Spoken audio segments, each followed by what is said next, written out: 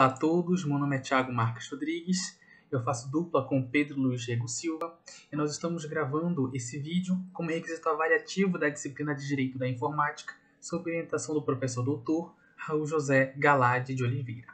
O nosso tema é o Marco Civil da Internet e nós, dada a abertura do tema, amplitude e as várias perspectivas pelas quais nós podíamos tratá-lo, nós optamos por falar do Marco Civil da Internet a partir de uma ótica que o enxerga como um instrumento de cidadania e como um meio de efetivação de direitos constitucionais. Por que nós dizemos isso? Porque nós escolhemos tratar o Marco Civil da Internet a partir dessa perspectiva. Porque a Constituição ela traz expressamente como fundamentos da República a cidadania, a dignidade da pessoa humana e o pluralismo político, o que se encontra lá no artigo 1º, incisos 2, 3 e 5 da Constituição Federal. Além disso, a Constituição também define como direitos fundamentais a inviolabilidade da intimidade, da vida privada das pessoas e também garante a todos a liberdade de expressão, o que se diz com fundamento no artigo 5º, incisos 4, 9 e 10, também da Constituição Federal. Então, nós partimos do pressuposto de que o principal objetivo do Marco Civil foi justamente o de garantir a observância dos citados e de outros direitos constitucionais no âmbito virtual. Por quê? Porque o âmbito virtual, até o advento e mesmo após o advento do Marco Civil da Internet, é muitas vezes erroneamente enxergado como um ambiente sem lei, uma terra sem lei em que se pode fazer o que se bem entender, sem que haja nenhuma consequência para tais fatos, tais atos no meio virtual, o que é um entendimento absolutamente equivocado. E o que comprova que o Marco Civil da Internet foi justamente elaborado para a efetivação de direitos no ambiente virtual é o próprio Marco Civil da Internet, é o próprio teor desse instrumento normativo. Tanto é que o artigo 3º do Marco Civil traz os princípios para o uso da internet no Brasil. Dentre esses princípios, nós podemos citar a garantia da liberdade de expressão, a comunicação e manifestação do pensamento, nos termos da Constituição, a proteção dos dados pessoais na forma da lei. Inclusive, essa proteção dos dados pessoais acabou, neste ano de 2022, de se tornar um direito fundamental expresso no artigo 5º da Constituição Federal por emenda à Constituição, e outros princípios para o uso da internet no Brasil, como a proteção da privacidade e a preservação e a garantia da neutralidade de rede. Em adição a isso, o artigo 7º da lei diz que o acesso à internet é essencial ao exercício da cidadania, assegurando-se aos usuários, dentre outros, os direitos à inviolabilidade da intimidade e da vida privada, que já estavam na Constituição, o direito ao não fornecimento a terceiros de seus dados pessoais, salvo mediante consentimento livre, expresso e informado, ou em outras hipóteses previstas em lei para esse fornecimento de seus dados pessoais. Portanto, o que nós podemos entender é que, desde que a internet foi massificada, a proteção dos dados pessoais, a proteção dos direitos constitucionais em ambiente virtual se tornou uma preocupação do legislador ordinário brasileiro, do legislador internacional, e nós vamos ver isso mais para frente, inclusive com a citação de jurisprudências. Continuando nessa mesma linha de raciocínio, o artigo 8º do Marco Civil da Internet diz expressamente que a garantia do direito à privacidade nas comunicações e a garantia do direito à liberdade de expressão nas comunicações são condições para o pleno exercício do direito de acesso à internet. O que corrobora o que nós vimos afirmando desde o início do vídeo, desde o início da apresentação, no sentido de que o Marco Civil da Internet ele é um verdadeiro instrumento para a participação popular na política, na democracia, para a efetivação dos direitos constitucionais do cidadão no meio virtual, no ambiente virtual. E essa preocupação com a asseguração de direitos em ambiente virtual não é exclusiva do Brasil.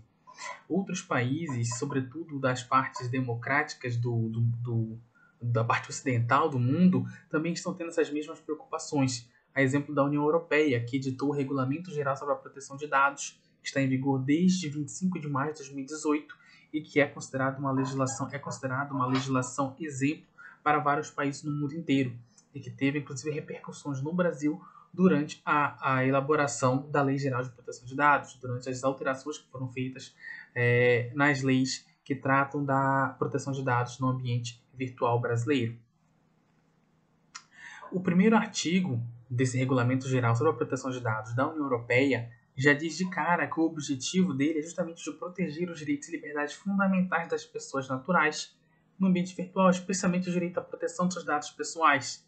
Isso vai mostrando o que nós afirmamos no sentido de que há uma preocupação até generalizada na parte, pelo menos ocidental, democrática do mundo, no sentido de se proteger, de se assegurar o exercício dos direitos fundamentais, dos direitos humanos mais básicos no ambiente virtual, que, como também já dissemos, era e continua sendo erroneamente visto como uma terra sem lei.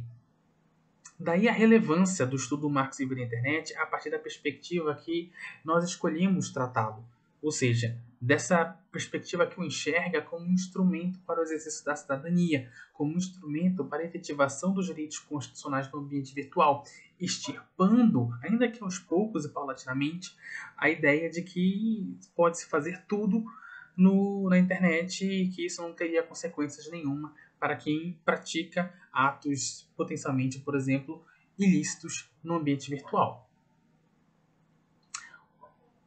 Pesquisando, nós encontramos importantes escritos doutrinários a respeito dessa ótica de que o Marco Civil da Internet é um instrumento para a efetivação da cidadania e de direitos constitucionais. Os professores da Universidade do Estado do Rio de Janeiro, por exemplo, Carlos Afonso Souza e Ronaldo Lemos, trazem, nesse sentido, uma importante indagação no que se refere à elaboração do Marco Civil da Internet. Eles questionam se seria realmente necessário uma lei para tratar das questões ligadas ao exercício dos direitos na rede. Eles se perguntam qual é a eficácia de um instrumento legal em tempos de progresso tecnológico mais veloz. E aí eles respondem essa pergunta dizendo que o Marco Civil foi concebido como uma lei que pudesse preservar as bases para a promoção das liberdades e dos direitos na internet no Brasil. Eles elogiam a legislação brasileira. Eles opinam dizendo que o Marco Civil da Internet ele distancia-se de uma regulação repressiva. Pelo contrário, o Marco Civil brasileiro oferece um dos mais simbólicos exemplos que anima debates globais sobre a regulação da rede, porque ele tem os direitos humanos como seu fio condutor, justamente na linha do que nós temos argumentado desde o início do vídeo, de que o Marco Civil da Internet, como já repetimos exaustivamente, é um instrumento de cidadania, é um instrumento para a efetivação de direitos constitucionais no ambiente virtual, porque o seu fio condutor é justamente o respeito indeclinável aos direitos humanos e também aos direitos fundamentais. E os professores Carlos Afonso Souza e Ronaldo Lemos também dizem que o Marco Civil da Internet é importante pela forma como ele foi elaborado, porque ele manteve um caráter principiológico, o que evita uma caducidade precoce de seus dispositivos à medida que a tecnologia vai avançando, porque a principiologia pode permanecer a mesma. E qual principiologia é essa? Nós já estamos. É o respeito aos direitos das pessoas no ambiente virtual, é a proteção da privacidade, é a proteção à liberdade de expressão, é a neutralidade da rede. Todos esses princípios, todo esse caráter principiológico do Marco Civil tem o potencial de torná-lo uma lei que pode viger por ainda bastante tempo, ainda que a tecnologia, ainda que o progresso tecnológico esteja tão veloz nos dias de hoje. Todavia, obviamente, não é todo mundo que concorda com a regulação da utilização da internet no Brasil. Não é todo mundo que concorda que o Estado interfira nessa seara, ainda que sob o argumento de que ele está interferindo, de que o Estado está interferindo para assegurar a efetivação dos direitos.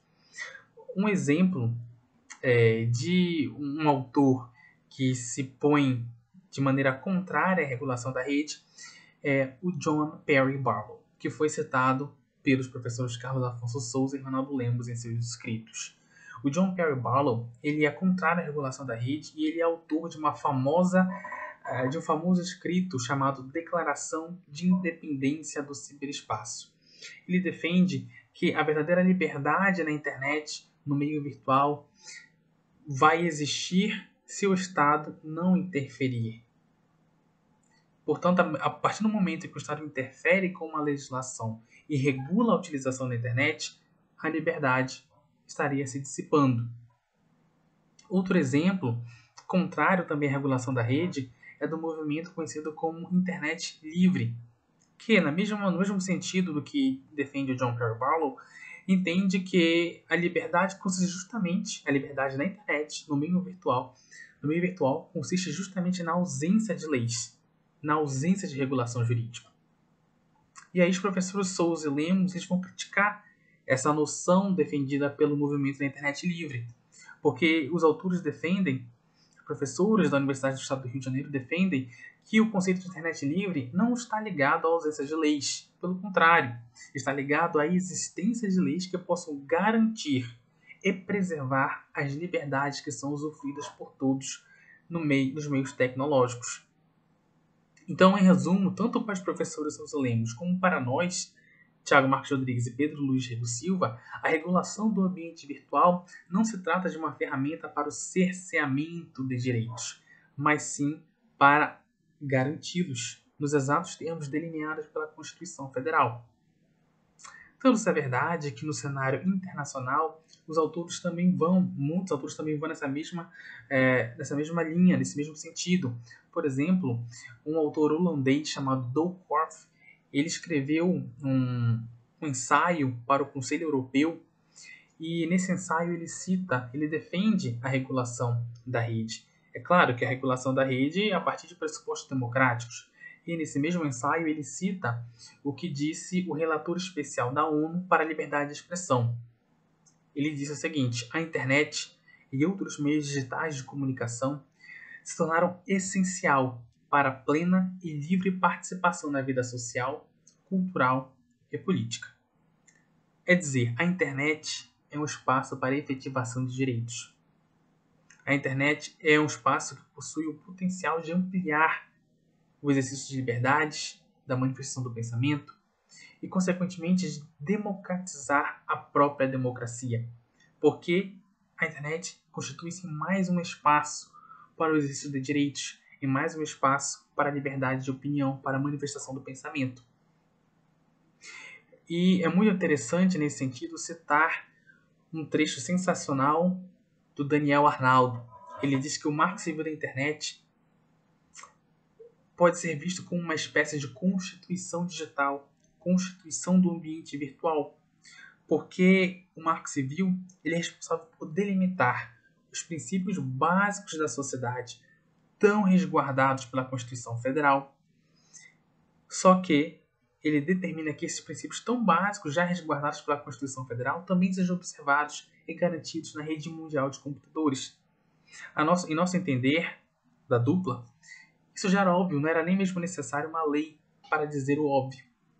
Ou seja, que os direitos assegurados na Constituição Federal também aplicam-se à rede mundial de computadores, à internet e ao ambiente virtual. Isso nos parece muito óbvio, mas a lei ela veio para se tornar isso ainda mais claro para aqueles que preferiam fechar seus olhos a essa realidade. Portanto, o Marco Civil da Internet, os dizeres de Daniel Arnaldo, ele é uma verdadeira constituição digital que determina a garantia dos princípios mais básicos, dos direitos mais básicos da sociedade, também na rede mundial de computadores.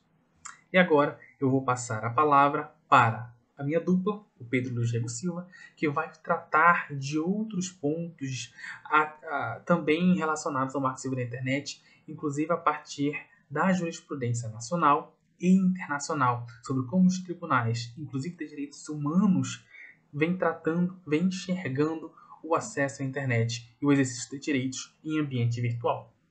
Olá a todos, eu me chamo Pedro Luiz Rego Silva, sou aluno do curso de Direito da Unifap, hoje na disciplina de Direito da Informática, ministrada pelo professor Raul Galadi, juntamente com a minha dupla, o colega Thiago Marques Rodrigues. E dando continuidade na apresentação, hoje estamos tratando sobre o tema do Marco Civil da Internet. Conforme o colega Thiago explanou anteriormente, ele introduziu o assunto e aprofundou em alguns conhecimentos doutrinários, fez uma análise assim, mais voltada para a parte doutrinária, tanto nacional quanto estrangeira.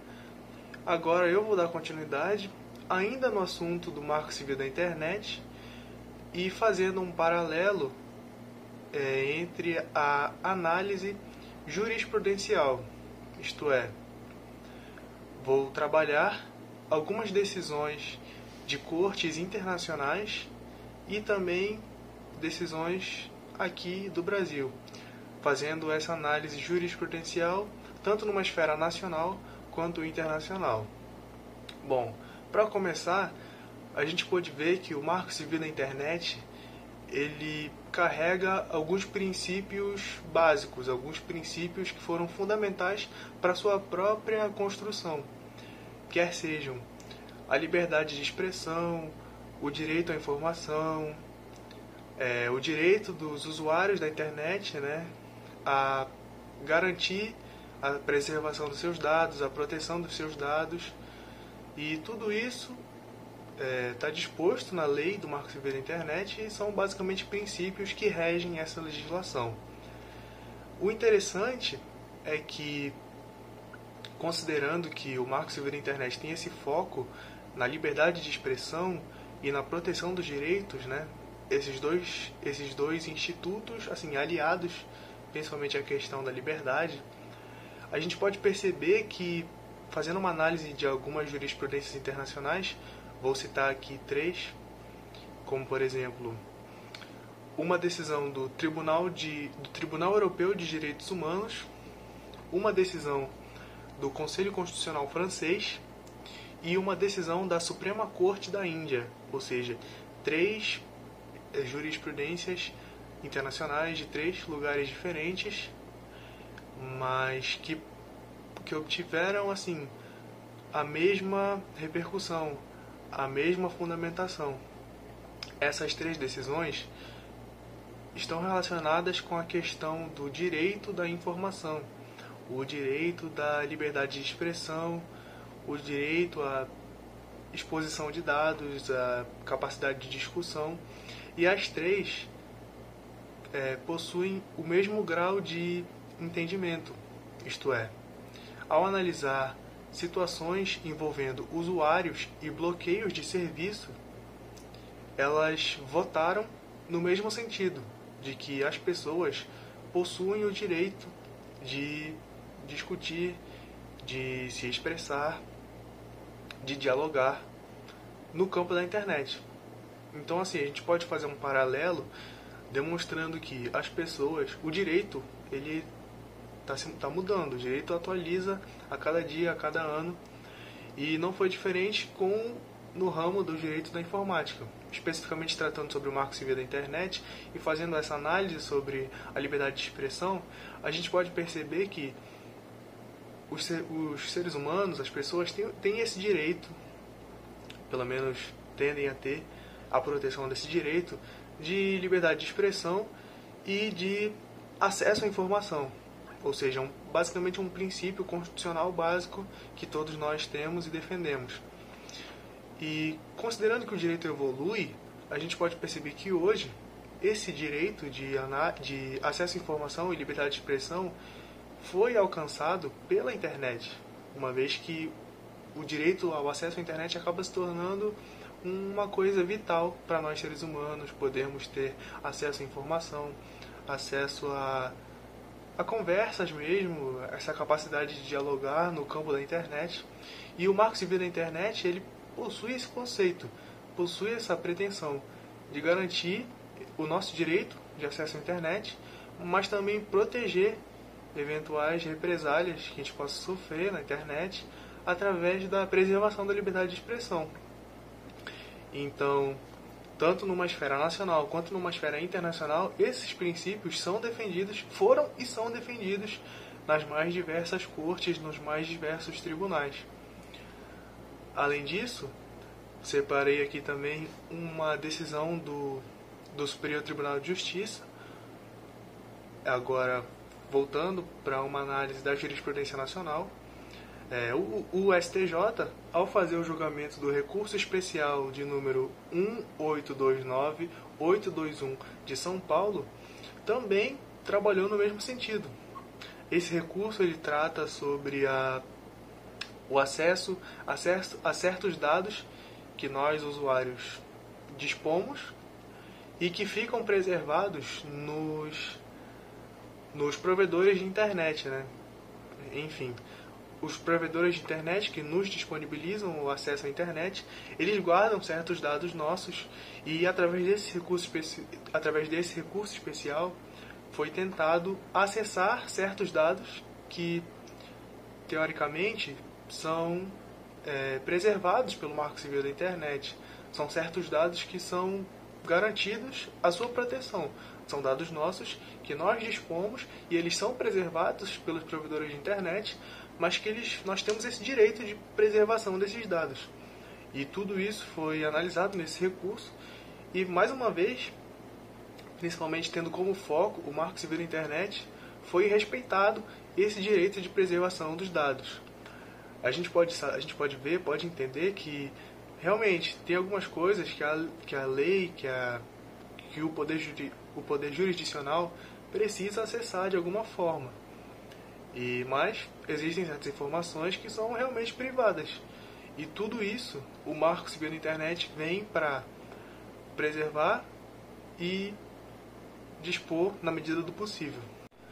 Dando continuidade na apresentação sobre o Marco Civil da Internet, agora com um foco mais voltado para fazer essa correlação entre o tema, que é o Marco Civil da Internet, e a pandemia de Covid-19, que afetou tanto o nosso país quanto o mundo inteiro desde 2020 aí praticamente.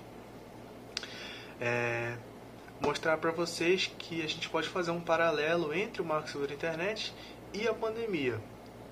Bom, basicamente ficou aí demonstrado que o Marco Civil da Internet ele tem esse preceito, ele carrega esses ideais de garantir o acesso à internet, demonstrar que o acesso à internet está ali lado a lado com o direito à informação, e tudo isso representam direitos para as pessoas, para os cidadãos, para os usuários da internet. Tudo isso, cada instituto aliado um ao outro representa direitos dos seres humanos. Então, a gente pode perceber que acessar a internet, ter acesso a discussões, a conversas, a notícias, a informações, basicamente se torna um direito dos usuários. E o Marco Civil da Internet vem justamente para garantir isso. Fazendo um paralelo com a pandemia de Covid-19, que basicamente todo mundo teve acesso a diversas informações através de notícias, através da internet, vendo seja em redes sociais, seja recebendo mensagens, seja verificando nos portais, aconteceu. As pessoas buscaram se informar através da internet. Então, principalmente considerando que foi um período que a gente ficou mais cada um nas suas casas, tendo essa necessidade de preservação, de respeito às orientações de saúde, que não poderia assim, sair tanto, e aí consequentemente não teria tanto acesso à vida, assim, à vida lá fora. A gente teve essa necessidade de ficar mais retido, e as pessoas cada vez mais ficaram mais tempo na internet, ficaram mais tempo acessando as plataformas digitais, e esse foi um dos principais mecanismos para se informar. Então aí já resta comprovado aí um paralelo entre o direito do acesso à internet, o direito à informação, a liberdade de expressão concomitantemente, e a pandemia de Covid, que acarretou em toda essa situação, em todo esse problema, e fez com que as pessoas precisassem, de alguma forma, procurar meios para se informar. E a internet acaba sendo o principal nesse período. O Marco Civil da Internet, ele vem para garantir esse direito. Mas também, agora tratando de um lado mais negativo, a gente pôde perceber que nessa pandemia de Covid começaram a soltar diversas informações, algumas delas corretas, mas também a gente pôde perceber um grande volume de fake news, né? Diversas notícias falsas que circularam durante esse período. Inclusive, na CPI da Covid, que aconteceu aqui no Brasil, foi realizado um relatório final dessa CPI, e o problema propagação de fake news foi um dos principais que esse relatório final apresentou. Ou seja, a propagação de fake news, de notícias falsas, tratamentos indevidos, formas de prevenção que não eram corretas, enfim, diversas notícias falsas sobre a doença da Covid. E isso representou sérios problemas para toda a população, porque até que ponto a gente tem a liberdade de expressão para soltar uma fake news? Até que ponto deve-se preservar essas notícias, deve-se preservar esses dados, essas informações que estão ali, que são claramente falsas, que de uma forma ou de outra estão prejudicando alguém? Até que ponto? E o Marco Civil da Internet, ele também trata sobre isso, sobre regularização da internet, sobre moderação da internet. O próprio Marco Civil, ele carrega alguns conceitos, basicamente, de uma forma bem resumida. O Marco Civil da Internet, ele estabelece regras, ou seja, o Poder Legislativo estabeleceu certas regras que devem ser seguidas pelas plataformas digitais, sejam elas redes sociais, os mais diversos sites. O Poder Legislativo estabeleceu certas regras que essas plataformas devem seguir. E são regras que vão ali delimitar o que os usuários podem fazer ou podem dizer, até que certo ponto eles podem dizer. Tudo isso basicamente restou definido pelo Poder Legislativo. E as plataformas digitais devem seguir isso para moderar o que os usuários podem dizer ou não. Caso essas regras não sejam suficientes, aí sim que entra em cena o Poder Executivo. Se a plataforma digital não foi capaz de moderar, de regularizar, aí sim vem o Poder Judiciário para realmente fazer algum julgamento, analisar se a liberdade de expressão está sendo ferida ou se o direito à informação está sendo respeitado. Então, agora, chegando numa reta final, concluindo o nosso trabalho, a gente pode perceber que o Marco Civil da Internet ele foi criado com esse intuito de garantir o acesso à internet, demonstrar o direito à informação, demonstrar que o acesso à internet acaba se tornando um direito do cidadão brasileiro. E então é uma forma de aliar a proteção estatal dos direitos das pessoas com a liberdade de expressão, a liberdade de acesso à internet. Além disso, ficou comprovado também que o Marco Civil propõe certos mecanismos para regularizar, para moderar, entre aspas, essa liberdade de expressão e esse acesso à internet, e que, focando agora nessa seara da Covid-19, o Marco Civil, essas regras que ele estipulou, elas podem e devem ser aplicadas mesmo em uma pandemia como a qual estamos enfrentando. Então, basicamente era isso. Obrigado pelo tempo e seguem agora as referências que a gente utilizou no nosso trabalho, tanto de doutrinas quanto das jurisprudências apresentadas. Obrigado.